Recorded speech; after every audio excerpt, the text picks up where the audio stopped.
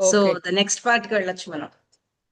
అందరికీ కూడా మీరు వార్షికోత్సవ సంచికని ఇంత సృజనాత్మకంగా తీసుకొచ్చి నాతో సహకరించేందుకు అందరికీ కూడా 16వ వార్షికోత్సవ సంచికకి మీరు కృషి చేసినందుకు అభినందనలు, ధన్యవాదాలు తెలియజేస్తూ మీ స్పందనలన్నీ కూడా విన్నాను. మిగతా వాటికి కూడా వచ్చే సంవత్సరానికి రామణమూర్తి గారు చెప్పిన సలహాలు, మిగతా వారి సూచనలు అన్నీ కూడా దృష్టిలో ఉంచుకుని మళ్ళీ మనం కృషి చేయడానికి ప్రయత్నిస్తామని చెప్తూ, రావు గారికి 16వ వార్షికోత్సవ సంచి గురించి ఆయన అభిప్రాయాలు చెప్తూ, వారి కవితని గురించి కూడా మాకు కొంచెం విశదీకరించి తర్వాత మీ ప్రసంగాన్ని ప్రారంభించవలసిందిగా కోరుతున్నాను.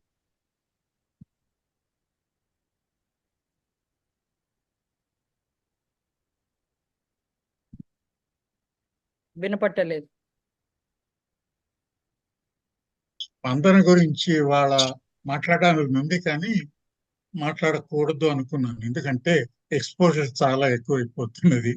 అంచేత అందరూ మాట్లాడుతున్న మధ్యలో నీళ్లు కూడా కావాల్సి వస్తాయి. అది ఎప్పటిలాగా ఇంకా అభివృద్ధి చెందుతూ ఉన్నది. డీటెయిల్స్ మాట్లాడకుండా ఐఎమ్ వెరీ హ్యాపీ అనేసి ఆ విషయం ముగించేస్తాను. ఇందిర గారికి సరిగ్గా 4 కొట్టగానే నా చేతికి మైక్రోఫోన్ ఇచ్చినందుకు ధన్యవాదాలు చెప్తున్నాను. ఇంకా నా కవిత గురించి స్పందించిన అందరికీ చాలా కృతజ్ఞతలు. ముఖ్యంగా సీత గారు నేను అనుకున్న దానికి చాలా చాలా దగ్గరగా వచ్చారు. ఇందులో 4-5 విషయాలు చెప్దాం అనుకున్నాను. ఒకటి, కొద్దిగా అన్యూజువల్ స్టైల్లో కాలగమనం ఒకటి, తరువాత విరాగి పరిణామం ఒకటి. ఈ రెండు కూడా తరతరాల పాత్రల సంభాషణలో స్థూలంగా వివరించాలని, స్థూలంగా వివరించడం కొంచెం కాంట్రడిక్షన్ ఇన్ టర్మ్స్, కానీ స్థూలంగా చెప్పాలని అనుకున్నాను. ఆ రకంగా అది జరిగినట్టుగానే. ఇంకొకటి, ఒక డ్రాయింగ్ స్టైల్ ఉంది. ఇదివరకు Alfred Hitchcock television movie series చూసిన వాళ్ళు ఆయన మొదటి బొమ్మ 4 స్ట్రోక్స్ తో, పెన్సిల్ స్ట్రోక్స్ తో చూపిస్తారు. వెంటనే మనకి తెలిసిపోతుంది ఈయన ఆల్ఫ్రెడ్ హిచ్కాక్ అని, ఆయన కడుపు, ఆయన ఫేస్. అలా ఆ రకంగా మినిమలిజంతో ఇది చేద్దాం అనుకున్నాను. కొంత దూరం వెళ్ళిన తర్వాత ఆ మినిమలిజం కష్టమైంది, కొంచెం డీటెయిల్స్ లోకి వెళ్ళవలసి వచ్చింది. అందరూ చెప్పినట్టు మనస్సులో ఉన్నది సాయిబాబావే. కథకుని పాత్ర. నేను ఆయన చాలా గౌరవిస్తాను, భక్తుణ్ణి కాదు. ఎందుకంటే ఆయన ఎప్పుడు తన జీవితంలో నేను దేవుణ్ణి అని చెప్పుకోలేదు. ఆయన తాలూకా డెయిఫికేషన్ మిగతా వాళ్ళు చేసినది. అంచేత అది ఒక విషయం నేను కొంచెం వ్యంగ్యంగా స్ఫురించేటట్టు చేయాలని అనుకుంటున్నాను. నా ఉద్దేశంలో ఆయన మనుషులు చేసిన దేవుడు. ఆయన ఎప్పుడు దేవుడు అనుకోకుండా ఆయన దేవుణ్ణి చేశారు. విధంగా ఎవరినన్నా చేయొచ్చు, మనకు తెలియదు. రాముడు కృష్ణుడు కూడా అలాగే మనుషుల్ని మనం దేవుణ్ణి చేశామేమో కాలగర్భంలో మనకి తెలియదు. అయినా సరే మనం వాళ్ళని నమ్ముతాం. ఇది కూడా అయినట్టయితే దానివల్ల నష్టం, ఆ ఒక్క దానివల్ల నష్టం ఏమీ లేదు, లాభం. కానీ ఈ పరిణామంలో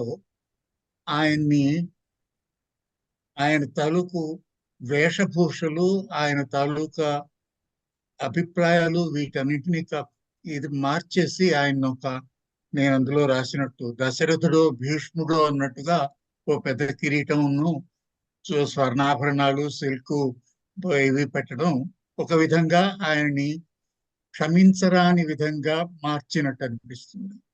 మొట్టమొదటిసారి నేను షిర్ది వెళ్ళినప్పుడు చూచి షాక్ అయ్యాను. ఆ షాక్ నుండి తేరుకోవడానికి నాకు చాలా టైం పట్టింది. నేను ఈ విషయాన్ని ఒక ఫ్రెండ్ తో మాట్లాడుతుంటే ఆయన అన్నాడు, నేనున్నాను, ఆయన ఉంటే ఆయన ఇవన్నీ ఒప్పుకునేవాడా అని.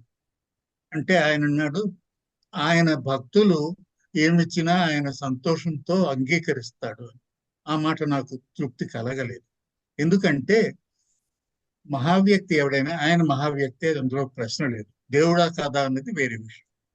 ఒక మహావ్యక్తి ఎప్పుడైనా సరే తన సందేశం కేవలం మాటలతోనే కాదు,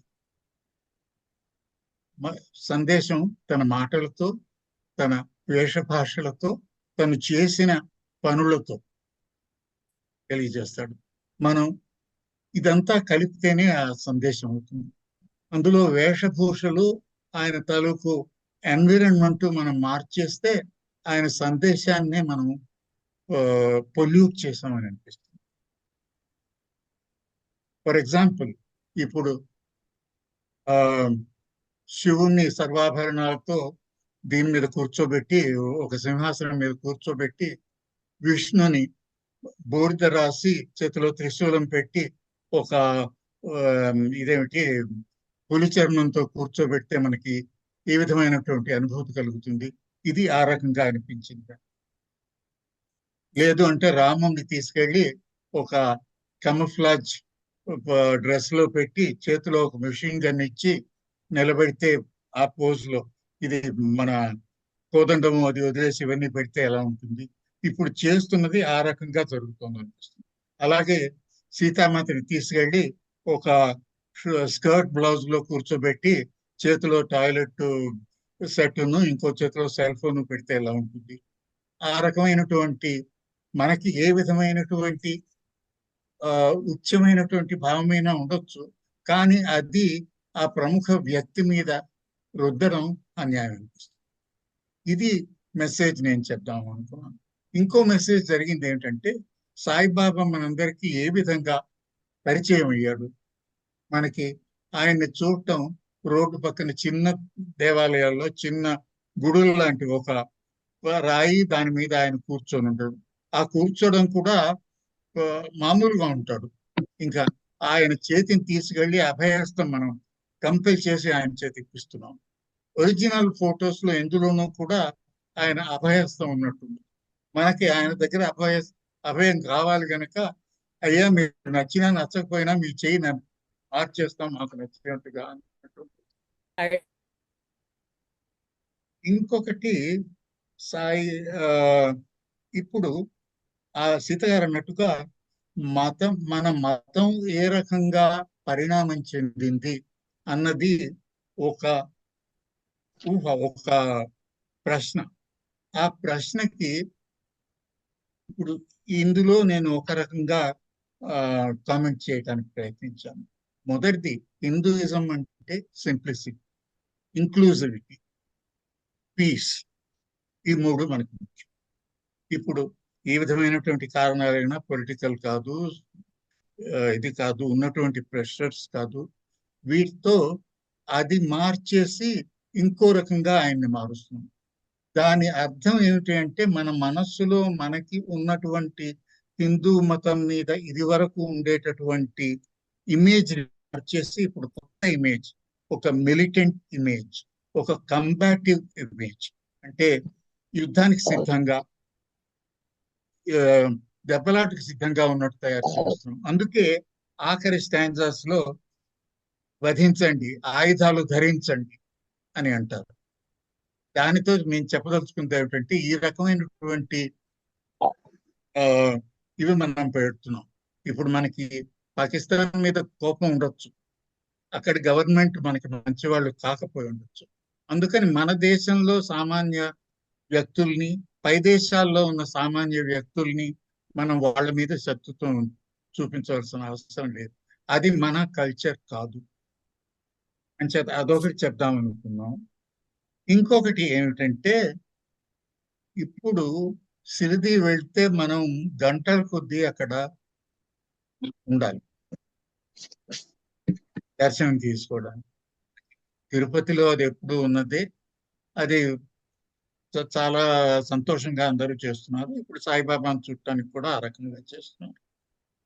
కానీ ఇందులో కథకుడు దానివల్ల చూడలేక కన్ఫ్యూజ్ అయిపోయి బయటకు వచ్చేస్తాడు. బయటకు వచ్చిన తర్వాత కళలో అతనికి ఇవన్నీ కనపడతాయి. ఇదేమిటి, అందరూ అతని చేతిలో ఆయుధాలు పెట్టడం, అతన్ని చంపండి, వధించండి, యుద్ధం చేయండి అని చెప్పడం.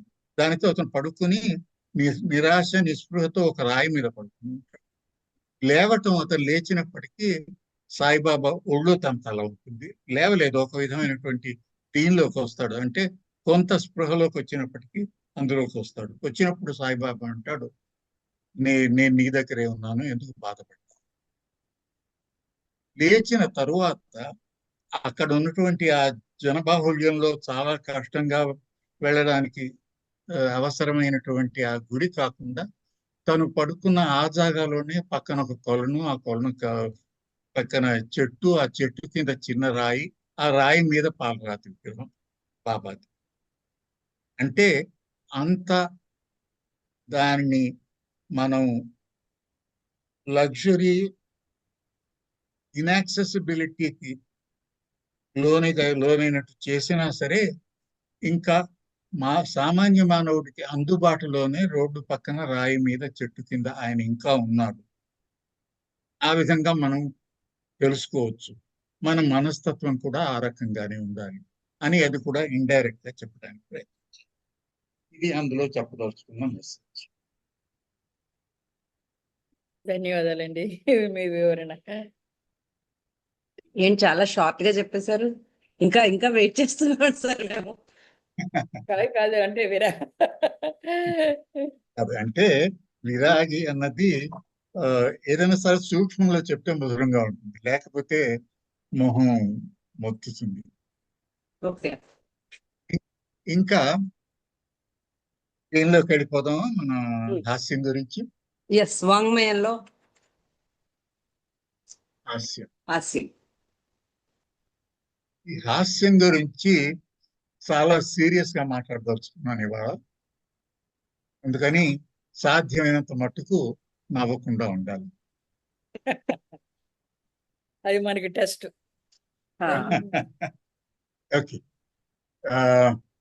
ఎప్పుడే మా ఆవిడ ఇంట్లోకి వచ్చింది కూడా, అంచేత ఇంకా ద్విగుణీకృత ఉత్సాహంతో నేను మాట్లాడగలను. అయ్యో, ఆవిడ నా మాట వినలేదేమో అని మీరందరూ మెచ్చుకోవడం, అట్లీస్ట్ ఆవిడ వింటే కొంచెం నా మీద గౌరవం కొద్దిగా పెరుగుతుందేమో అని ఆశిస్తూ ఉన్నాను. దానికి తగినట్టుగా ఆవిడ ఇప్పుడే వచ్చేసింది. సమయానికి వచ్చారు ఆవిడే. నమస్తే అండి. నా క్లాస్ ఇప్పుడే వినపడలే. అయితే ఆవిడ క్లాస్ ఆవిడ క్లాస్ ఇప్పుడే పూర్తయింది. ఆవిడ క్లాస్ అయిపోయింది. సంగీతం క్లాస్. అంచేత ఇంకా ప్రారంభిద్దామా? చెప్పింది ఏమిటంటే, నేను దాని టైటిల్ ఏమిటంటే వాంగ్మయంలో హాస్యం.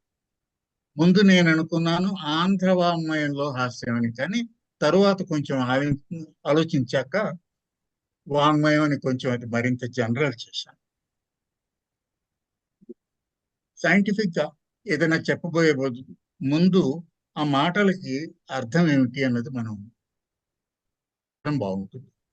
వాంగ్మయం అంటే ఏమిటి? వాంగ్మయం అనేది రెండు మాటలు కలిపి వచ్చింది. వాక్కు మయం అంటే మాటలతో నిండినది, అది వాంగ్మయం. ఇంకా హాస్యం అన్నది నవ్వదగినది. ఏదైనా పానీయం, ఖాద్యం అంటే తాగదగినది, తినదగినది. హాస్యం అంటే నవ్వటానికి వీలైనది, నవ్వటం సవ్యం అనిపించే విషయం. ఇక హాస్యం అన్నది 9 రసాలలో ఒకటి. నవరసాలు అని మనం అంటాం. శృంగారం, హాస్యం, కరుణ, రౌద్రం, భయానకం, బీభత్సం, అద్భుతం, శాంతం. వీటికి బ్రీఫ్ మీనింగ్ ఏమిటంటే, శృంగారం అందరికీ తెలుసు, ప్రేమ. కరుణ అంటే కైండ్నెస్, సాడ్నెస్ అన్నమాట, కొంచెం విచారం కలిగినటువంటిది. కరుణశీలి ముఖ్యంగా దాన్ని ఎగ్జాంప్లిఫై చేస్తుంది. ఇంకా రౌద్ర రసం అంటే యాంగర్, వీర రసం అంటే కరేజ్, భయానక రసం అంటే ఫియర్, బీభత్సం అంటే డిస్గస్ట్, అద్భుతం అంటే వండర్, శాంతరసం సెరెనిటీ అంటే పీస్ఫుల్ గా శాంతంతో. మనం ఆలోచించినట్టయితే ఈ రసాలలో ఇంచుమించు అన్నీ కూడా ప్రకృతిలో ఉన్న జంతువులలో కనిపిస్తాయి. ఫర్ ఎగ్జాంపుల్, శృంగారం లేకపోతే ఉత్పత్తి లేదు, పాపులేషన్ ఎక్కువ కాదు. ఇంకా కరుణ అంటే సరువు. ఏనుగులు తమలో ఒకటి కానీ చనిపోయినట్టయితే అవన్నీ గుమికూడి దాని చుట్టూ తిరిగి దానిని ఒక రెస్ట్ఫుల్ పోజులో ఉంచేసి వెళ్ళిపోతాయి. తరువాత కొన్ని రోజుల దాకా అక్కడికి వచ్చి చూసి వెళుతూ ఉంటాయి. అది కరుణ రసం. ఇంకా రౌద్రం, కుక్కకి కూడా మనం ఏదైనా చేస్తే అది చూపిస్తుంది, గుర్రు పెడుతుంది. వీరం అంటే కరేజ్. ఒక పిల్లిని కూడా తన పిల్లలు అక్కడ ఉంటే తీసుకోవడానికి మనం వచ్చినట్టయితే అది మనని ఆపడానికి కోపము చూపిస్తుంది, కోరలు తీస్తుంది. ఇంకా భయానకం, ఫియర్. ఒక ఆవునైనా సరే, ఏ జంతువునైనా కర్ర పట్టుకుని జరిపిస్తే అది పక్కకి వెళ్ళిపోతుంది. బీభత్స్, డిస్గస్ట్. మనం ఒక జంతువుని పెంచినట్టయితే దానికి మందులు ఇవ్వడానికి మనం దగ్గరికి వెళ్ళినట్టయితే దానికి అది నచ్చదు. అది ఆ డిస్గస్ట్, దాని మీద అసహనం చూపించి తల ఇంకోవైపు తిప్పేస్తూ. అద్భుతం చెప్పలేను. శాంతం, తల్లికి పాలిస్తున్నటువంటి మీకు కనిపిస్తుంది. అంచేత దీని అర్థం ఏమిటి? ఈ రసాలన్నీ కూడా జంతువులలో లేని రసం ఏది అంటే ఒక్క హాస్యం. జంతువులు నవ్వడం, తేలి చేయడం ఈ రకమైనటువంటి మనం చూడము. కొంతమంది అనొచ్చు జంతువులు నవ్వలేవు కనుక అది చూపించదు, కానీ అది నిజం కాదు. జంతువులు నవ్వలేకపోవటానికి కారణం ఏమిటంటే ఒక నవ్వు కలిగించే పరిస్థితిని సృష్టించడానికి మనకి తెలివి కావాలి, ఇంటెలిజెన్స్. అలాగే నవ్వుని ఎప్రిషియేట్ చేయడానికి, ఇది నవ్వదగిన విషయం అని తెలుసుకుని ఆ భావాన్ని ఎక్స్ప్రెస్ చేయడానికి కూడా తెలివి కావాలి. యాక్చువల్గా ఆర్టిఫిషియల్ ఇంటెలిజెన్స్ లో ఒక మెషిన్ ఎంత తెలివి కలది అని దానికి కొలత పెట్టడానికి అందరూ ఒప్పుకున్నటువంటి మెజర్ ఏమిటంటే, హ్యూమరస్ ప్యాసేజ్ ఇచ్చినట్టయితే ఇది హ్యూమర్ గా ఉంది అని చెప్పగలదా, అది ఒక మెజర్ అన్నమాట. రెండోది, అది హ్యూమర్ ని క్రియేట్ చేయగలదా. దానికి ఒక జోక్ నువ్వు చెప్పు అంటే ఏదో ఎక్కడో గూగుల్లో చూసి చెప్పడం కాదు, తను స్వంతంగా దాన్ని సృష్టించి చెప్పగలదు. ఇది కష్టం.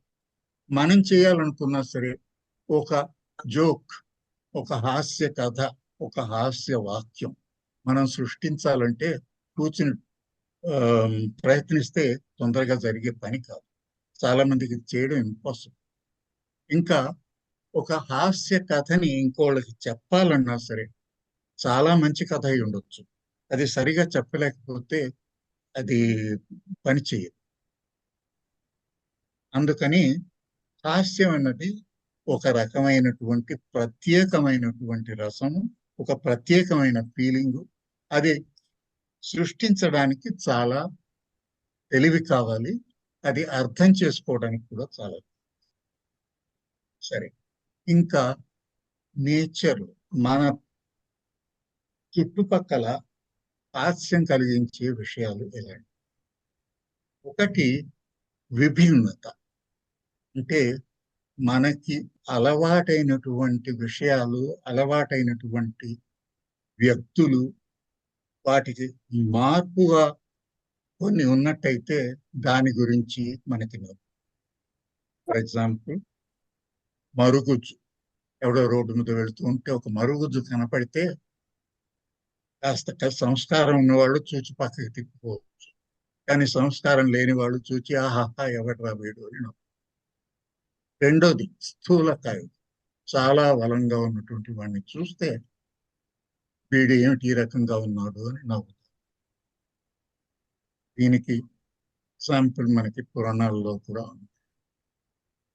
ఉగ్రరూపధరుండై విరాజిల్లుచుండ డాష్ డాష్ నవ్వే. ఎవరు నవ్వారండి? చంద్రుడు. వినాయకుని బొత్స, వినాయకుని పొట్టి రూపం చూచి చంద్రుడు నవ్వాడు. అందుకని చంద్రుడి తరువాత శిక్ష పొందాడు. అది అమర కథ అయిపోయింది. సరే, ఇంకొకటి చాలా నవ్వు కలిగించేది నత్తి. మనుషులు బాగా మాట్లాడలేకపోతే దాన్ని చూసి అందరూ నవ్వుతారు. ఇంకా క్లాసికల్ సిచ్యుయేషన్, ఇద్దరు నత్తి ఉన్నవాళ్ళు ఒకళ్ళొకళ్ళతో మాట్లాడుకోవడం, అది కొంతమంది ఉపయోగించుకున్నారు. అది అంత ఈ రకమైనటువంటివి మన తెలివిని ఉపయోగించుకున్నవి కావు. వాటి మట్టుకు అవి జరిగిన వాటిని మనం చూచి నవ్వడం అన్నది ఒక తక్కువ లెవెల్, తక్కువ స్థాయి వ్యవహారం అనిపిస్తుంది. ఇంకొకటి మందబుద్ధి. ఎవరైనా ఉండి వారికి మనం చెప్పిన మాటలు అర్థం కాకుండా ఏదో తప్పు అర్థం చేసుకుని చెప్పిన పని చేయలేకపోతే చూసి నవ్వుతారు. ఇవన్నీ కూడా కొంచెం నేరో మైండెడ్నెస్. ఇంకొకటి నిస్సహాయం. ఒక మనిషి, ఒక వ్యక్తి ఒక పరిస్థితిలో ఇరుక్కొని అందులో ఊహించని సంఘటనకి గురి అయి కష్టపడరు. అది చూచి ఇంకొకళ్ళు నవ్వు. దీనికి కూడా పురాణాల్లో ఉదాహరణ ఎవరికైనా జ్ఞాపకం ఉన్నదా?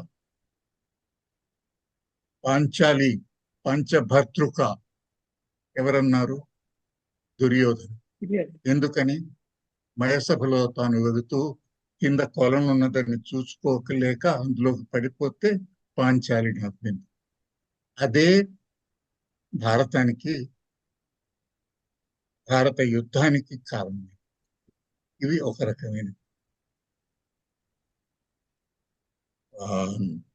ఉదాహరణ. ఇంకా కొన్ని పాశ్చాత్య సాహిత్యంలో కూడా ఈ రకమైనటువంటి హ్యూమర్ ఉన్నది. షేక్స్పియర్ టెంపెస్ట్ అనే డ్రామా రాశాడు. ఇందులో పాత్రలు ఏరియల్ అనే ఒక ఏంజల్, క్యాలిబాన్ అనే ఒక మూర్ఖుడు. అందులో ఎంతసేపు ఏరియల్ క్యాలిబాన్ని ఆట పట్టిస్తూ వాడు ఏదో వీటిలో పడుతుంటాడు. అసలు కథ వేరే ఉంది. ఇది సైడ్ స్టోరీ అన్నమాట. ఇది చూచి అందరూ నవ్వుతారు. అంచేత షేక్స్పియర్ లాంటి మహానుభావుడు కూడా ఈ రకమైనటువంటి ప్రశ్నించదగిన మార్గాన్ని అవలంబించాడు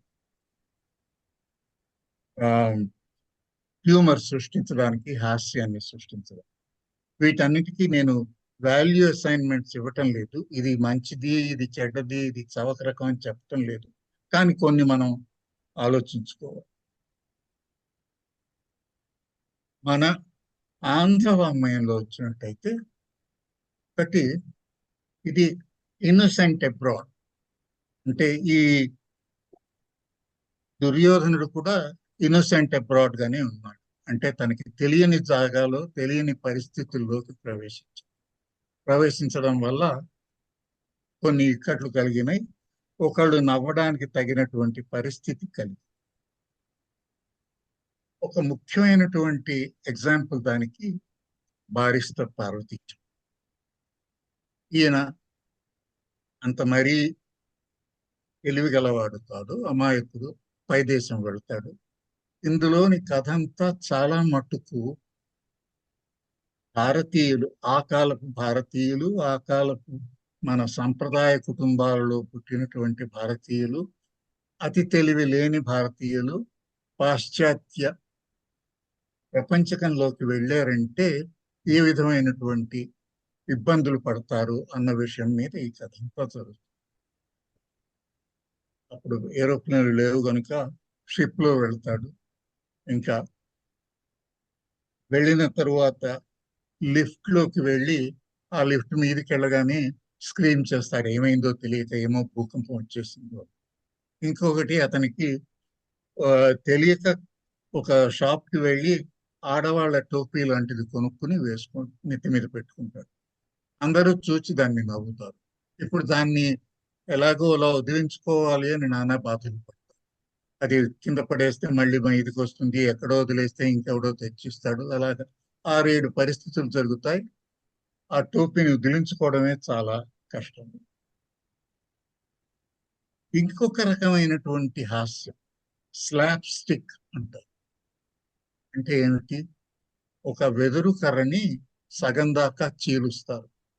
ఆ చీల్చిన కర్ర కొంచెం ఆ 2 కొనలు వేరైపోతాయి. ఇప్పుడు దాంతో కొట్టినట్టయితే దెబ్బ తగలదు, కానీ చాలా పెద్ద చప్పుడు అవుతుంది. ఎందుకంటే ఈ 2 సగాలు ఒకదానికి ఒకటి కొట్టుకుంటాయి అని. ఆ స్లాబ్ స్టిక్ తో ఒకళ్ళొకళ్ళని కొట్టుకోవటం ఇది ఒక రకమైనటువంటి హాస్యం. ముఖ్యంగా సర్కస్లో బఫూన్స్, ముఖ్యంగా మరుగుజ్జుడుగా ఉండే బఫూన్స్ ఒకళ్ళనొకళ్ళు కొట్టుకోవడంతో జరుగుతుంది. ఇంకొకటి ఆడ దుస్తులు వేసుకునే మగవాళ్ళు. ఈ రోజుల్లో తగ్గింది, కానీ ఇది వరకు అది చూచి చాలా ఆశ్చర్యపడేవాళ్ళు, చాలా అసహ్యంగా చూపించేవాళ్ళు, ఇంకా నవ్వేవాళ్ళు. ఇది కూడా విభిన్నత. ఇవన్నీ కూడా ఒక వ్యక్తి ఒక సమాజంలో ఒక పరిస్థితిలో ఇమడలేకపోవడం వల్ల జరిగినటువంటి సమస్య. ఇంకొక రకమైనటువంటి హాస్యం చాలా హృదయ రంజకమైనది. లవబుల్ ఫూల్ అంటే అతను మనిషి అంటే తెలివైన వాడు కాదు, కానీ చాలా మంచివాడు. అతన్ని చూచి జాలి కలుగుతుంది, ప్రేమ కలుగుతుంది. ఆ జాలి ప్రేమ కలిసిన ఇమోషన్ లో మనం నవ్వుతాం. నవ్వడం వల్ల అతన్ని కించపడడం లేదు. అతనితో మనం ఒకళ్ళుగా ఉండి అదేదో ఆయనకి జరిగిందే మనకి జరిగింది అన్నట్టుగా మనం ఆలోచించుకుంటాం, అనుకుంటాం. దానికి మొట్టమొదటి ఎగ్జాంపుల్ చార్లీ చాప్లిన్. సినిమా రంగానికి వెళ్తున్నాను కొద్దిగా, కానీ అంటే వాంగ్మయం, అది కూడా ఒక రకమైన వాంగ్మయమే కదా, అందులో కూడా వాక్కులే ముఖ్యమైన. చార్లీ చాప్లిన్ అనేక పరిస్థితుల్లో ఉంటాడు. అనేక పరిస్థితుల్లో మొదటి వీటిలో సైలెంట్ మూవీస్ లో కానీ, తరువాత వచ్చినటువంటి టాకీస్ లో కానీ ఆయన ఇరుక్కున్నటువంటి సందర్భాలు మనకి నవ్వు వస్తుంది, జాలి కలుగుతుంది, ఒక్కొక్కప్పుడు కళ్ళ నీళ్లు నిండుతాయి. ఇంకొక చాలా ప్రముఖమైనటువంటి ఉదాహరణ ఈ రకమైనటువంటి వ్యక్తికి రాజ్ కపూర్. బేసిక్ ఐడియా, అందులోని ప్రధానమైనటువంటి ఉద్దేశాన్ని రాజ్ కపూర్ చార్లీ చాప్లిన్ లోంచే తీసుకున్నాడు. కానీ దాన్ని మార్చాడు, దాన్ని ఇంకా రిఫైన్ చేశాడు, దానిలో ఇంకా హృదయం పెట్టాడు, దానిలో ఫీలింగ్స్ పెట్టాడు. ఇంకా సాంగ్స్, మ్యూజిక్ అవి ఉన్నాయనుకోండి, కానీ అది ముఖ్యం కాదు. ఆయన ఈ లవబుల్ ఫూల్ ని ఉపయోగించిన విధానం, దాన్ని మనకు చూపించటం చాలా మెచ్చుకోదగినటువంటిది. ఆయన 3/4/20 కానీ, బర్సాత్ కానీ, వేటిలోనైనా సరే ఆయన పడుతున్నటువంటి బాధ, ఆయన అనుభవిస్తున్నటువంటి భావాలు మనకి హృదయానికి హత్తుకుంటాయి.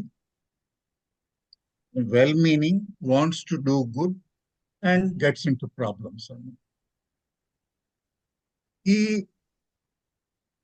భావాలన్నింటినీ కూడా కలిపి ఒక విధంగా తన ఫిలాసఫీని అతను చిత్రీకరించాడు మేరా నామ్ జోకర్. అందులో మొదటి నుంచి ఆఖరి దాకా చూచినట్టయితే ఏ విధంగా అతను బాల్యం నుంచి వృద్ధాప్యం, మృత్యువు దాకా ఏ రకంగా అతను పరిణామం చెందాడు, వీటన్నింటిలో అతను ఎదుర్కొన్న సమస్యలు ఏమిటి, అతను ఎదుర్కొన్నటువంటి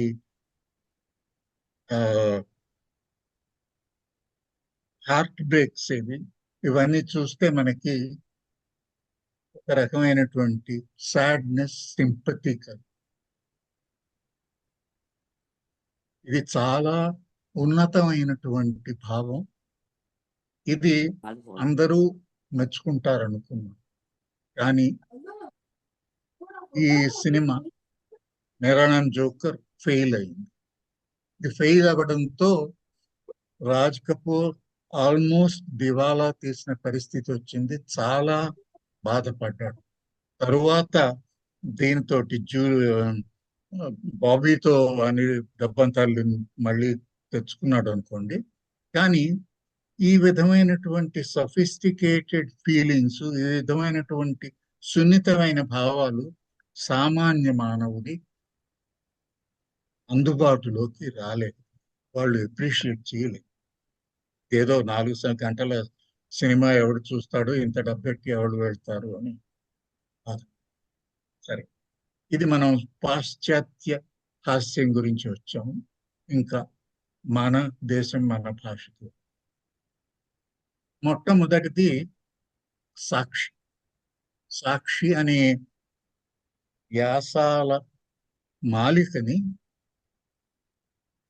ప్రారంభించింది. అందులో అది కూడా ఒక విధంగా పైదేశపు ఐడియాని భారతీయ సంస్కృతికి అనుగుణంగా మార్చినది. స్పెక్టేటర్ అని ఇంగ్లీష్లో ఉండేది, దానిని అనుసరించి రాసినది. ఇదంటే భారతీయ వాతావరణం, ఆంధ్ర వాతావరణం అవన్నీ ఉన్నాయి. కానీ అది హాస్యం కంటే వ్యంగ్యం కొంచెం ఎక్కువ అనిపిస్తుంది. తరువాత పరిధిని మించిన హాస్యం. చెట్టి ఉంటాడు, ఆయనకి తామర ఉంటుంది నదుం మీద.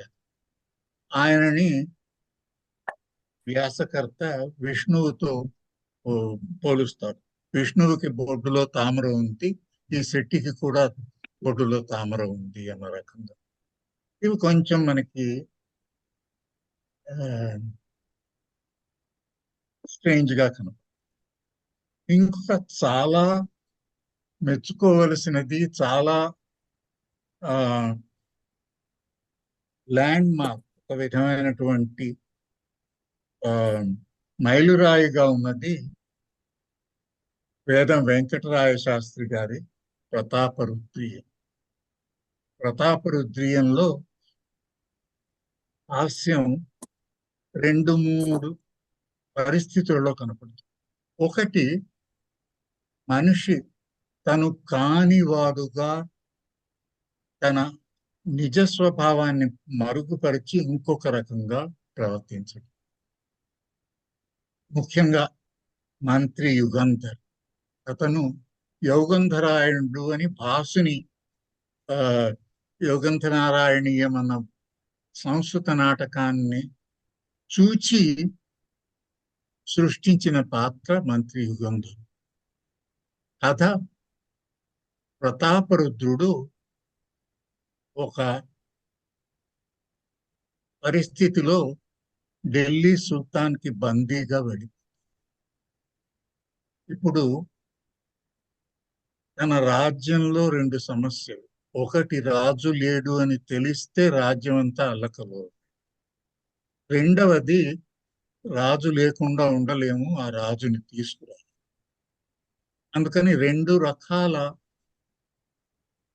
యుక్తులు వీళ్ళు పన్నుతారు. ఒకటి, ప్రతాపరుద్రునితో చాలా పోలికలు ఉన్నటువంటి చాకలి పేరిగాడు అనే ఒక వ్యక్తిని తీసుకొచ్చి అతనిని ప్రతాపరుద్రుడుగా ఇక్కడ ఆ, నిలబెడతారు, సింహాసనం మీద కూర్చోబెడతారు. ఇంకా అతనికి అతను చాలా సాహితీ ప్రియుడు, అన్ని విషయాల్లోనూ కల్పించుకునేవాడు, ఒక రకంగా కృష్ణదేవరాయలు లాంటి వాడు. అతనికి ఇవన్నీ ఏది బాగుందో ఏది బాగోలేదో అది నిశ్చయించడానికి అతనికి ఆ కష్టం. అతను చేయలేడు. ఈ చాకలి పేరుగాడు బట్టలు ఉతుకునే మనిషి. అతనికి బట్టలు అయితే మంచి బట్టలు కట్టొచ్చు, కిరీటం పెట్టొచ్చు, కానీ అతను ఆ రకంగా ఎలా ప్రవర్తిస్తాడు? అందుకని అతని తల నుంచి ఒక తాడు కట్టి, తిన్నగా తీసుకెళ్లి, కనిపించని తాడు కట్టి ఒక అంతఃపురం వెనక్కి తీసుకెళ్లి ఇతను బుర్ర ఊపి మెచ్చుకోవలసిన వాటన్నింటికి ఆ తాడును ఒకసారి లాగుతారు. వీడు సరాస్యం తాడులు ఆగారు అని వెంటనే ఓహో అని ఆహా అని అనుకుంటాడు. ఆ రకంగా చేస్తారు. అంచేత ఒక అనామకుడిని ఒక రాజుగా చేయడం, అందులోని హాస్యం ఒక ఉపకరణం, ఒక అధ్యాయం. రెండో అధ్యాయం ప్రతాపరుద్రుణ్ణి మళ్ళీ ఢిల్లీ సుల్తాన్ దగ్గర నుండి తీసుకురావాలి. దానికి ఎవరికి ధైర్యం లేదు, ఎవరికి యుక్తి లేదు. యుద్ధం చేయలేరు, ఎందుకంటే ఈ పని చేయలేరు, ఎందుకంటే వీళ్ళకి అంత బలం లేదు. అందుకని యుగంధరుడే వెళ్తాడు. వెళ్ళి ఈ రాజును రావటానికి ప్రయత్నిస్తాడు. ఇతను అక్కడికి ఎలా వెళ్తాడు? ఒక పిచ్చివాడుగా వెళ్తాడు. వెళ్ళి అక్కడ పాటలు పాడుతూ ఉంటాడు. అన్నమైతేనేమిరా మరి సున్నమైతేనేమిరా, అందుచేతి పాడు పొట్టకు అన్నమే వేదామురా అని, ఇంకా ఇలాంటివన్నీ పాడుతూ ఉంటాడు. ఊళ్ళో అంతా తిరిగి బహిరంగంగా ఢిల్లీ సుల్తాన్ పట్టుకుపోతాను, 6 నెలలకు పట్టుకుపోతాను అంటూ ఉంటాడు. అందరూ వీడు అన్నటువంటి మాట బహిరంగంగా తన తాలూకు ఉద్దేశాన్ని అందరికీ నిర్భయంగా చెప్పినప్పటికీ ఇతని వేష భాషను చూచి పిచ్చివాడు కదా ఇతనని అందరూ నవ్వుతారు. ఇతని పిచ్చితనం ఈ నిజం చెప్పటం వల్ల కన్ఫర్మ్ అవుతుంది. కానీ కొంతకాలం అయిన తరువాత వాళ్ళకి అనుమానం కలుగుతుంది. ఈ రకంగా అంటున్నాడు ఇతను. తర్వాత అది కౌంట్ డౌన్ సరిగా చేస్తాడు. 6 నెలలకు పట్టుకుపోతాను, 4 నెలలకు పట్టుకుపోతాను, 3 నెలలకి పట్టుకుపోతానండి. అందుకని ఇతని వెనుక వేగులను పెడతారు. వాళ్ళు ఇతని ప్రవర్తన అంతా చూస్తూ ఉంటారు. ఎంత పిచ్చివాడుగా ఉన్నా తిండి తినాలి కదా. అందుకని ఏదో ఏకాంత స్థలంకి వెళ్ళి చెట్టు కింద కూర్చుని ఒక కుండలో అన్నం వండుకుంటూ ఉంటారు. అది చూసి వీళ్ళు అనుకుంటారు, ఆహా వీడు నిజంగా పిచ్చివాడు కాడు, వీడు తెలివైన వాడే అని వాళ్ళకి తెలుస్తుంది. కానీ ఇంతలో తెలివైన యుగంధరుడు ఈ చారులు వచ్చారు, చూస్తున్నారు అని గమనిస్తాడు. వెంటనే అందుకే చూసి గుడగుడ శబ్దం కొండకి నష్టం అని పాడతాడు. అప్పటికి అన్నపు కుండ వండుతూ కుతకుతలాడుతున్నది. వెంటనే ఒక కర్ర తీసుకొచ్చి ఆ కొండని పగలగొట్టేసి చుట్టూ నాట్యం చేయడం మొదలెడతాడు. తన భోజనం ఎలాగ పోయింది, కానీ అది చూసిన వాళ్ళందరూ ఆహా వీడు పిచ్చివాడేలే అని సంతోషపడతారు. ఇందులో ఈ రకమైన 2 రకాల హాస్యాలు ఇంకా వేరే చాలా ఉన్నాయి, కానీ ఇవి చెప్పుకోదగినటువంటి ఎగ్జాంపుల్స్. ఒకటి చాలా ధీమంతుడు ఒక పిచ్చివాడుగా చేయటం, రెండోది ఒక బుద్ధి లేనివాడు అతి చతురుడైన రాజుగా నటించడం. ఈ రకమైన ఇవి కాంట్రాస్ట్స్ అన్నమాట. ఇంకా ఇంకో చెప్పుకోదగినటువంటి ఉదాహరణ అందరికీ తెలిసినదే, కన్యాశుల్కం. గురజాడ అప్పారావు గారు. ఆ రోజులలో కన్యాశుల్కం అమ్మాయిలని డబ్బు కోసం ముసలి వాళ్ళకి అమ్మి వాళ్ళ జీవితాలు ఎలా ఉన్నా సరే లెక్క చేయకపోవటం అప్పుడు జరుగుతున్నటువంటి విషయం. అది ఆయన మనసులో చాలా లోతుగా బాధించేది. చాలా చాలా సాహిత్యపరంగా చాలా ప్రయత్నించాడు దాన్ని రూపుమాప. ఒక ఎగ్జాంపుల్ పుత్తడి బొమ్మ పూర్ణం. ఒక అమ్మాయి, ఒక పురోహితుడి కూతురు, చాలా చక్కనిది, చాలా అమాయకురాలు. ఆమె తాలూకు ఆ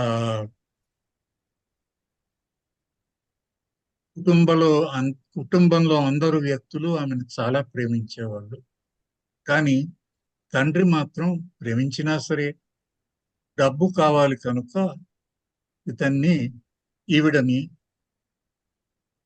ఒక ముసలి మొగుడికి ముడివేశాడు.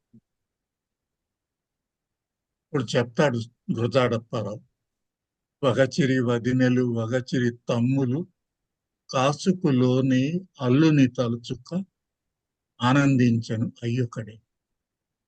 మళ్ళీ అమ్మాయి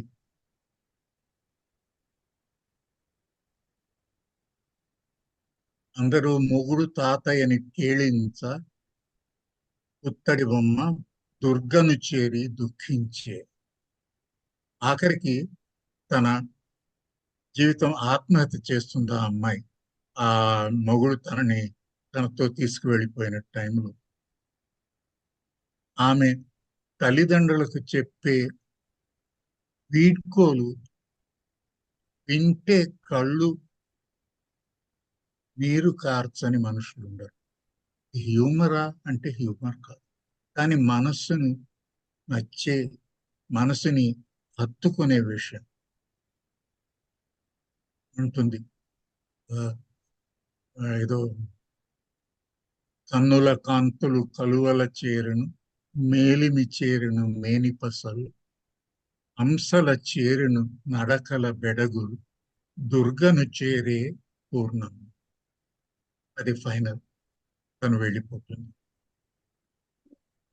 ఇది ఒక విషయం. రెండవది కన్యాశుల్కం.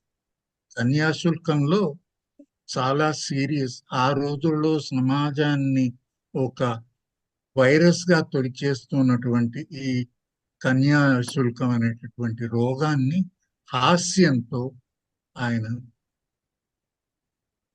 సాల్వ్ చేయడానికి దాని మీద యుద్ధానికి వెళ్ళాడు. ఇందులోని కథ అందరికీ తెలుసు అనుకుంటాను, అంచేత మనం కథకి వెళ్ళవసరం లేదు. కొన్ని మూలముల మనకి జ్ఞాపకం ఉండే సంఘటనలు క్లుప్తంగా వివరిస్తాం. ఒకటి, గిరీశం ఒక సంఘటనలో ఒక వేశ్య గృహంలో, గిరీశము లేకపోతే లాయరు, ఒక విటుడు ఉండగా రెండో విటుడు వచ్చేటప్పటికి, అంతకుముందు ఇంకోటి ఉంది, పూటకూళ్ళమ్మ ఇంట్లో గిరీశం అంటే హోటల్ మేనేజర్ అన్నమాట. ఇంటి తింటూ ఉంటాడు. డబ్బు ఇవ్వకపోతే ఆవిడ కోపం వచ్చి ఇతన్ని కొట్టడం ప్రారంభిస్తుంది. మంచం కింద వెళ్ళిపోతాడు. రెండో వాడు వచ్చి చూస్తే మంచం కింద దొరికితే అడుగుతారు, ఏమిటయ్యా ఇలా ఉన్నావు, నువ్వు సరసం ఆడతాను అని చెప్తే ఇలా దేనికి ఉందన్నావేంటి, చీపురు దెబ్బలు తింటున్నావేమిటంటే, గిరీశం తడుముకోకుండా అంటాడు, ఇది ఓ సరసమేనయ్యా, చేతి ముట్టు సరసం అంటాడు. రెండవది pathetic but heart touching. Girisam ఈ వెంకటేశం అనే స్టూడెంట్ తాలూకు ఇంటికి వెళ్తాడు. అక్కడ అక్కచెల్లెడు విధవ, బాల విధవ. ఇది చూసి గిరీశం చాలా సంతోషిస్తాడు. ఇక్కడ ఏదో మనకి జరిగే ఒక విధమైన అవకాశం దొరుకుతుంది తెలుసుకునే ముందు గిరీశం వెంకటేశాన్ని అడుగుతాడు, ఏమయ్యా మీ ఇంట్లో తలచెడ్డ అక్క ఉందని నాకు తెలియదు అంటే, అవునండి, జుట్టుకు చమురు రాసుకోదు అంటాడు. తలచెడడం జుట్టుకి చమురు రాసుకోకపోవటం రెండు ఒకదానికొకటి కలిసినవి. కానీ ఆ రెండు చూస్తే మనకి నవ్వు వస్తుంది, ఒక రకమైనటువంటి విచారం కూడా కలుగుతుంది. ఇంకొక పాత్ర అగ్నిహోత్రావధాన్. అతను తన కూతుర్ని కూడా ఇంకొక ముసలివాడికి పెళ్లి చేసుకోవడానికి ప్రయత్నిస్తాడు. చాలా తర్జన భర్జనలు దానికి జరుగుతాయి. ఇతను ప్రథమ కోపి. అన్ని విన్న తర్వాత అంటాడు, తాంబూలాలు ఇచ్చేశాను, ఇంకా తన్నుకు చావండి అంటాడు. ఇవన్నీ పంచ్ లైన్స్ అన్నమాట. అంటే పెద్ద హృదయాన్ని కరిగించే సన్నివేశం, దానికి ఒక మాటతో దానికి పూర్తి చేసేయడం, ఒక విధమైనటువంటి షాక్ కలిగించడం. ఆఖరికి అన్నింటికంటే ముఖ్యమైనది, గిరీశం ఈ అమ్మాయిని బుచ్చం అనుకుంటాను, వెంకటేశం అక్క చెల్లెలు, దాన్ని వలలో వేసుకుందామని చాలా ప్రయత్నిస్తాడు. మిగతా వాళ్ళందరూ ఒక విధంగా అది పూర్తి చేయరు, పూర్తి కానివ్వరు. ఆఖరికి గిరీశం పోలీసులతో వెళ్ళే పరిస్థితి వస్తుంది. దానికి పంచ్ అయిన ఆఖరికి డామేజ్, కథ అడ్డం తిరిగింది, దాంతో పూర్తయిపోతుంది నాటకం. సినిమాలో అది మార్చి సుఖాంతం చేశారనుకోండి, అది వేరే సంగతి. కానీ ఇందులో మనసు చురుక్కుమనేటటువంటిది, చాలా గంభీరమైనటువంటి విషయాన్ని తీసుకొని దాన్ని హాస్యంగా మార్చి అందరినీ ఇంప్రెస్ చేయడం ఒక విధమైన ఆశ్చర్యమైనటువంటిది, మెచ్చుకోదు. ఇంకా 2-3 ఉదాహరణలు చెప్తాను. ఒకటి, సదరంగం. శ్రీపాద సుబ్రహ్మణ్య శాస్త్రిని ఇదివరకు కూడా ఆయన గురించి మాట్లాడాను. చాలా చక్కని మనిషి, చాలా ప్రతిభ రచయిత. ఇందులో తంగిరాల శంకరప్ప చదరంగంలో మేటి అతను ఆ పిఠాపురం రాజు దివాన్ కూడా తను చాలా చదరంగం బాగా ఆడగలను అనుకుంటాడు. అతను ఇంకొకళ్ళు ఆడుతూ ఉంటే ఆ గర్వం అణగాలి. అందుకని శంకరప్ప కాస్త దూరంగా వెళ్ళి నిలబెడితే అంటే అక్కడి నుంచి చదరంగం బోర్డు కూడా కనపడు. అక్కడికి వెళ్ళిపోయావంటే, ఈయన గారి చదరంగంలో పట్టే ఉందండి, ఏమీ లేదండి. అంటే ఆ దివాన్కి కోపం వచ్చి, ప్రపంచం అంతా చూశాను, ఎక్కడా నన్ను ఓడించగలిగినటువంటి ఘనుడు కనపడలేదు అని చాలా గర్వంగా చెప్తాడు. తంగిరాల శంకరప్ప ఇటువైపు తిరిగి విపులాచ పృథ్వీ అంటాడు. పృథ్వీలో ఎక్కడో కనపడలేదు అంటే విపులాచ పృథ్వీ అంటాడు సంస్కృతంలో. అంటే ప్రపంచం చాలా పెద్దదయ్యా. దాని అర్థం ఏమిటి? నువ్వు ఒక కూపస్థ మందువు కానీ, నువ్వు చాలా గొప్పవాడు అనుకుంటున్నావు, అటువంటిది ఏమీ లేదు అని సిగ్గు కలిగించే మాటని రెండు సంస్కృతం మాటలతో అతనికి చెప్పుదెబ్బ కొట్టినట్టు చెప్పారు. అది ఒక రకమైన.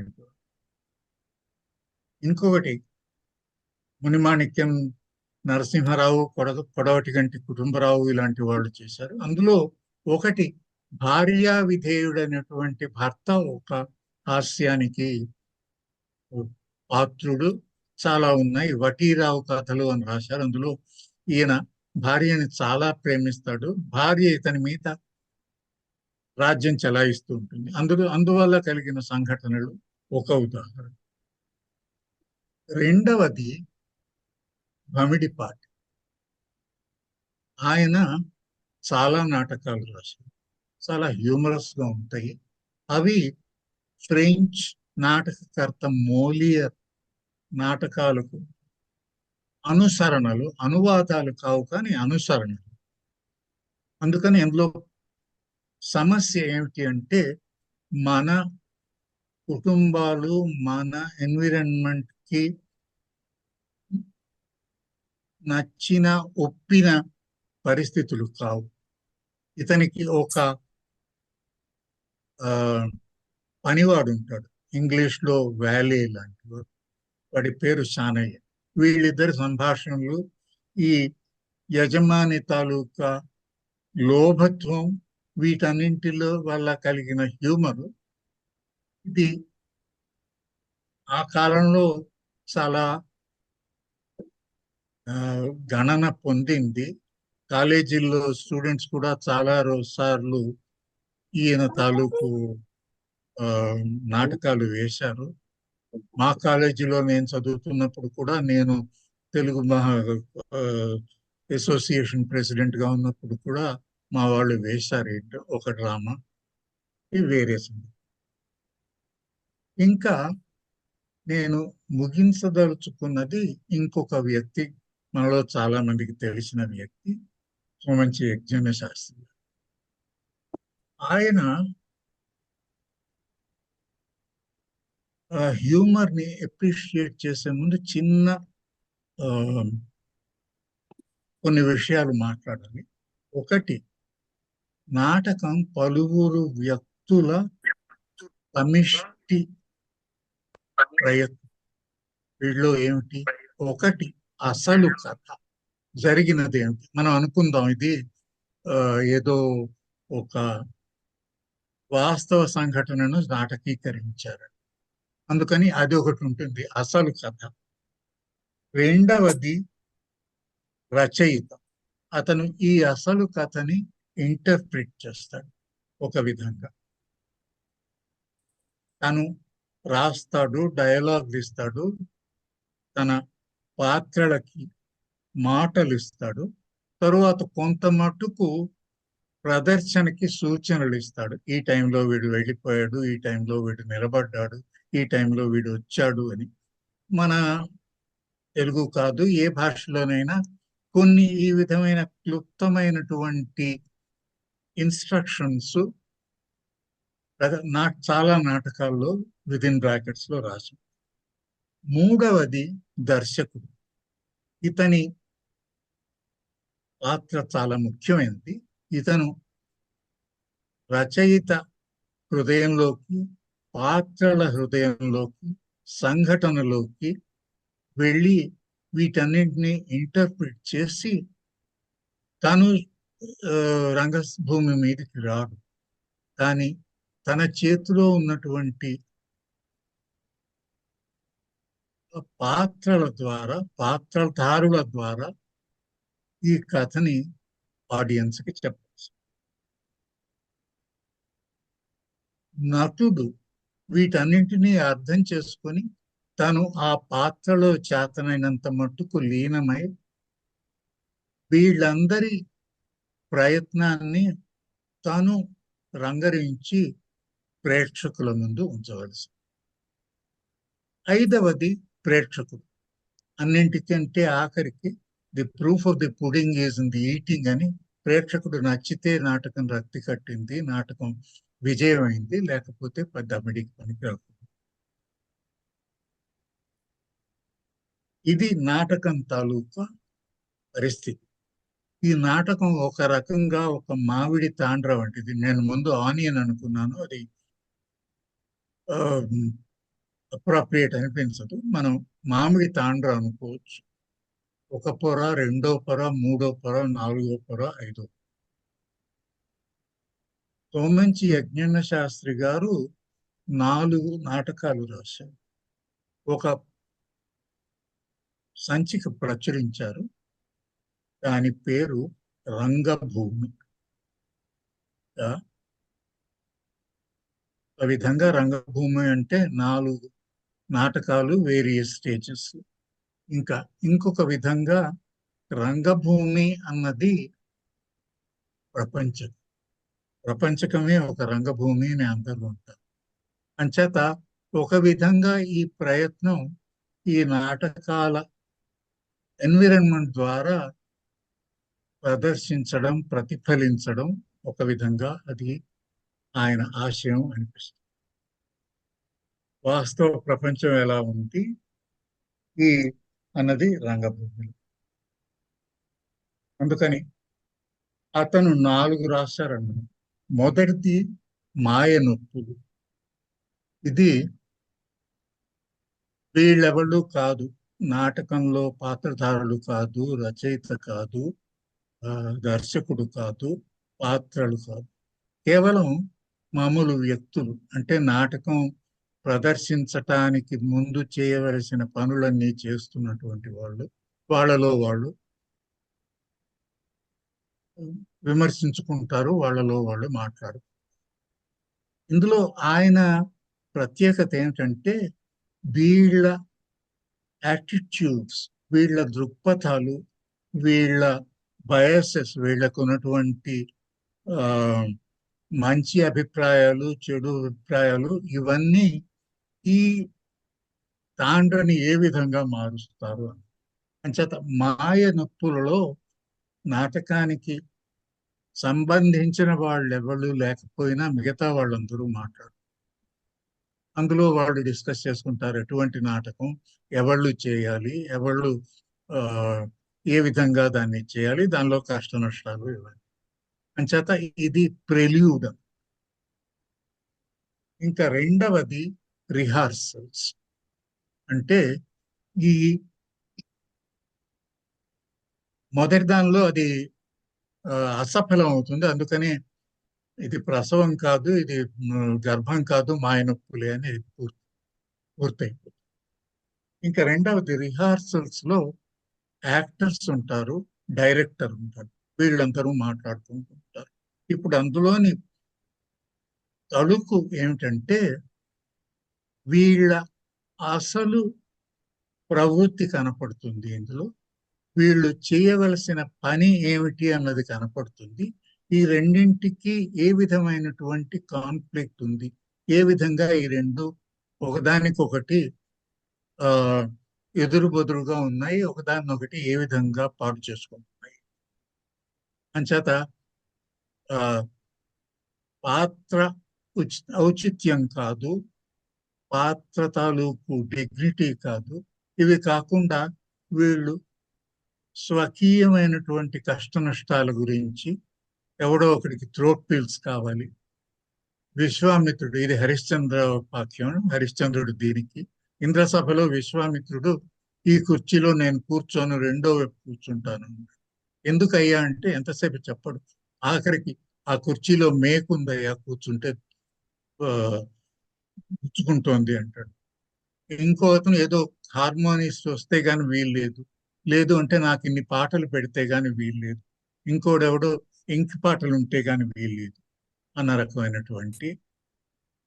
ఇంకా మూడవది ప్రదర్శనం. అంటే యాక్చువల్ గా స్టేజ్ దగ్గరికి వెళ్ళి నాటకం వేసుకోవడానికి అందరూ సిద్ధంగా ఉంటారు, మేకప్లు సగం సగం. దానిలో సందేశం ఏమిటంటే వీళ్ళు పాత్రలో లీనమవ్వవలసిన వాళ్ళు లీనం కాకుండా కొంచెం అటువైపు కొంచెం ఇటువైపు ఉంటున్నారు. ఉన్నా సరే తమ తమ వ్యక్తిగత అభిప్రాయాలు, వ్యక్తిగతములైనటువంటి కోపతాపాలు ఇవన్నీ నాటకంలో రుద్దడానికి ప్రయత్నిస్తున్నారు. ఇంకా దాని తరువాతది ప్రదర్శనం. ప్రదర్శనంలో వీళ్ళందరూ ఉంటారు, ఇంకొక ఐదవ పాత్రధారి వీళ్ళు ఆడియన్స్ కూడా ఉంటారు. చేత ఇది జరుగుతూ ఉంటే మళ్ళీ వీళ్ళందరి ఇన్అప్రోప్రియేట్ బిహేవియర్, సందర్భరహితమైనటువంటిది, అతి గేహ్యమైనటువంటి ప్రవర్తన అందరూ చేయడంతో ఇది ఒక రకమైన సెటైర్, ఒక రకమైనటువంటి ట్రాజిడీ, ఆ ట్రాజిక్ కామిక్ సిచ్యుయేషన్. ఇంకా నాలుగవది యాక్చువల్ ప్రెజెంటేషన్. రామాయణం, దీని పేరు ఆంధ్ర నాటక రంగానికి జై అని. ఇందులో స్టేజ్ మీదకి వచ్చినా సరే వీళ్ళు తమ తమ దేనికి ఉండి, ఒకడేదో కోపం వచ్చి స్టేజ్ లోంచి వెళ్ళిపోవడం, ఇంకోటి గడ్డన్న మీసం పీకేసుకుంటానడం, ఈ రకమైనటువంటి అసందర్భమైనటువంటి ప్రవర్తనలు చేయడంతో ప్రేక్షకులు అయ్యా మీరు చేసినది ఎంత మాత్రం బాగా లేదు అని ప్రేక్షకులే స్టేజ్ మీదకి వచ్చి కంట్రోల్ చేసుకుని వీళ్ళందరికీ పాఠం చెప్తారు. అంతా అయి చాలా ఆ, చాలా తర్జన భర్జనలు అయిన తరువాత కొంత మట్టుకు ఒకరొకరి అభిప్రాయాలు తెలుసుకుంటారు. నాటకం ఇంకా పూర్తి చేస్తాము అంటారు. ఒకతను ఎవడో ఎంకి పాటలు నా వల్ల పాడించలేదు కనుక నేను ఇంకా ఇది చేయను అంటారు. ఇది పాథోస్, ఒక రకమైనటువంటి మన రాజ్ కపూర్ హ్యూమర్ లాగానే ఒక రకమైనటువంటి విచారించదగిన పరిస్థితిలో హ్యూమర్ కలిగించడం, లేదు అంటే హ్యూమరస్ సిచ్యుయేషన్, విషాద పరిస్థితిని ఒక రకంగా నవ్వవలసినటువంటి ప్రదర్శన. అంచేత ఇది అతి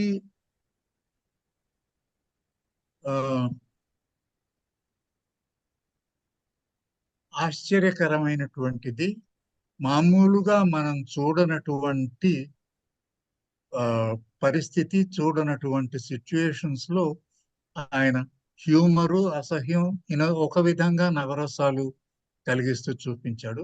మనకి హాస్యం ఈ విధంగా కూడా చూపించవచ్చును అన్నటువంటి స్ఫురణ కలిగించేటట్టు ఆయన చేశారు. ఇంకా మనం ప్రస్తుత కాలంలో చూసినట్టయితే ఈ టెలివిజన్లో, ఫర్ ఎగ్జాంపుల్, ఈ మధ్యాహ్నం పూట కాలక్షేప వీటిలో ఏదో జబర్దస్తు, లేకపోతే ఏదో శ్రీదేవి నాటకం కంపెనీ, వీటన్నింటిలో ఏ రకమైనటువంటి ఉపయోగం చేస్తున్నారో, ఉన్న ఆయుధాలని, ఉన్న పనిముట్లని ఏ విధంగా ఉపయోగించుకుంటున్నారు. ముఖ్యమైనది ఆడవాళ్ల బట్టలు వేసుకున్న మగవాళ్ళు, మరుగుజ్జు మనుషులు, ఇంకా స్లాప్ స్టిక్ కామెడీ, కొన్ని పాథాస్ కలిగినటువంటివి కూడా కనపడుతున్నాయి. కానీ ఇది మన ఒరిజినల్ కల్చరు, ఒరిజినల్ వాల్యూస్ వదిలిపెట్టి ప్రస్తుతానికి ఏ విధంగా మనం పరిణామం చెందాము అన్నది.